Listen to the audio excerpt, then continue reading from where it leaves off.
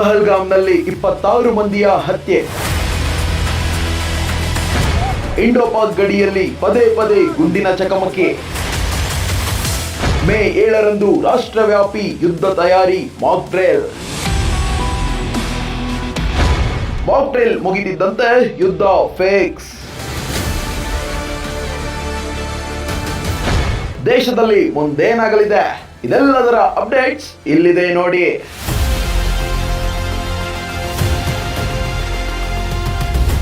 ನಮಸ್ಕಾರ ವೀಕ್ಷಕರೇ. ಮೇಲ್ನೋಟಕ್ಕೆ ಶಾಂತ ಪ್ರದೇಶವಾಗಿ ಕಾಣುವ ಪಹಲ್ಗಾಮ್ ಇತ್ತೀಚೆಗೆ ಭೀಕರ ಉಗ್ರ ದಾಳಿಗೆ ಒಳಪಟ್ಟಿದೆ. ಪಾಕಿಸ್ತಾನದ ಬೆಂಬಲದಿಂದ ಉಗ್ರರು ನಡೆಸಿದ ಈ ದಾಳಿಗೆ 26 ಮುಗ್ಧ ಭಾರತೀಯ ನಾಗರಿಕರು ಬಲಿಯಾದ್ರು. ಈ ಹಿಂದೆಯಿಂದಲೂ ಭಾರತ ಹಾಗೂ ಪಾಕ್ ನಡುವೆ ಇದ್ದ ಉದ್ವಿಗ್ನತೆ ಈ ದಾಳಿಯ ಬಳಿಕ ಮತ್ತಷ್ಟು ತೀವ್ರಗೊಂಡಿದೆ. ಉಗ್ರ ದಾಳಿಯ ನಂತರ ಪಾಕಿಗಳು ಸುಮ್ಮನಾಗಲಿಲ್ಲ. ಕಳೆದ 11 ದಿನದಿಂದ ಪಾಕ್ ಭದ್ರತಾ ಪಡೆಗಳು LOC ಬಳಿ ಸತತವಾಗಿ ಗುಂಡಿನ ದಾಳಿ ನಡೆಸುತ್ತಿವೆ. ಇದಕ್ಕೆ ಪ್ರತಿಯಾಗಿ ಭಾರತೀಯ ಸೇನೆಗಳು ಸುಮ್ಮನಿರ್ತಾರಾ? ಪಾಕಿಗಳಿಗೆ ತಕ್ಕ ಉತ್ತರವನ್ನೇ ನೀಡಿದ್ದಾರೆ.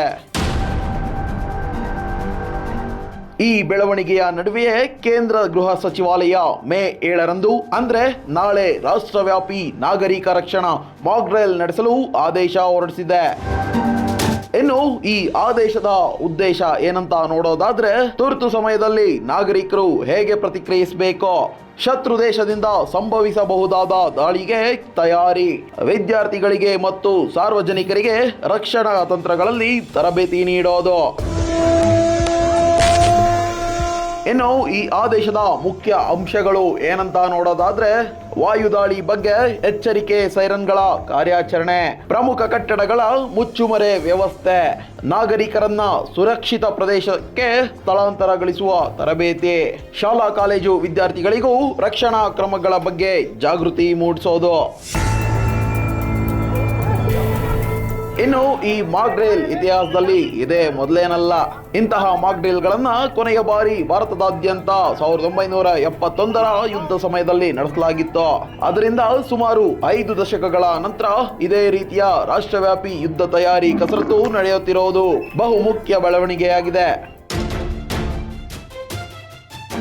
ಭಾರತದ ಭದ್ರತಾ ತಂತ್ರದೊಂದಿಗೆ ದೇಶದ ನಾಗರಿಕರನ್ನ ಸಜ್ಜುಗೊಳಿಸಲು ಈ ಡ್ರಿಲ್ ಮಹತ್ವವಾಗಿದೆ.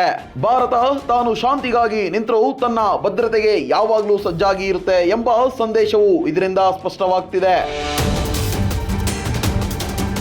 ಫೈನಲಿ ಪಹಲ್ಗಾಮ್ ದಾಳಿ ನಮ್ಮ ದೇಶದ ಭದ್ರತೆಗೆ ಎಚ್ಚರಿಕೆಯ ಗಂಟೆಯಾಗಿದೆ. ಈ ಮಾಕ್ ಡ್ರಿಲ್ಗಳ ಮೂಲಕ ನಾವು ಎಷ್ಟು ಸಜ್ಜಾಗುತ್ತಿದ್ದೇವೆ ಎಂಬುದನ್ನ ಮನಸ್ಸಿನಲ್ಲಿ ಒಮ್ಮೆ ಯೋಚಿಸಿ. ಮತ್ತಷ್ಟು ಅಪ್ಡೇಟ್ಸ್ಗಾಗಿ ಜನಶ್ರೀ ಚಾನಲ್ ಅನ್ನ ಸಬ್ಸ್ಕ್ರೈಬ್ ಮಾಡಿ ಮತ್ತು ನೋಟಿಫಿಕೇಶನ್ಗಾಗಿ ಬೆಲ್ ಐಕಾನ್ ಕ್ಲಿಕ್ ಮಾಡೋದು ಮಾತ್ರ ಮರಿಲೇಬೇಡಿ.